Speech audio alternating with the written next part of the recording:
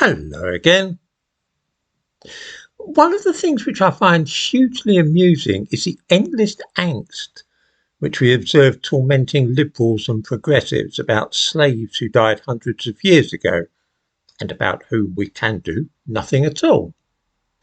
The hand-wringing, the expressions of solicitude, the apologies and the removal of statues and paintings, it's almost as though some strange hysteria has gripped Guardian readers in Britain and bleeding heart liberals in the United States. There is something grotesque about all this synthetic anxiety, because of course in the first place, the subjects of their agonising have all been dead for many years, centuries in most cases.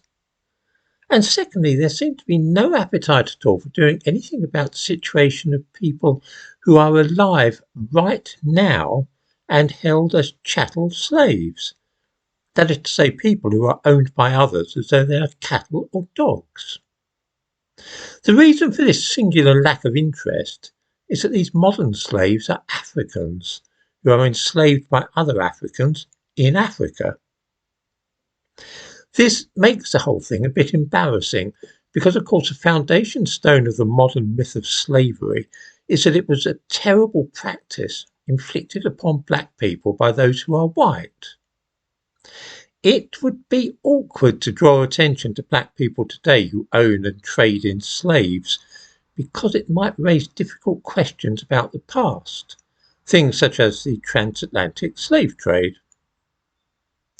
I've written a piece about the slavery practiced in countries such as Mauritania, Congo and Eritrea and put it on my Substack account. I give a link to it in the description to this video and it's free to read. I find that setting facts out in writing like that is often a better bet than just speaking to camera like this for a few minutes. It gives people a permanent record of what I am saying and allows them to look at the thing closely and perhaps check for themselves what I claim. I'm not a psychologist and so would not like to venture a guess as to why white liberals in Western Europe and the United States seem to care so much more about dead slaves than they do those who are still alive and living in slavery.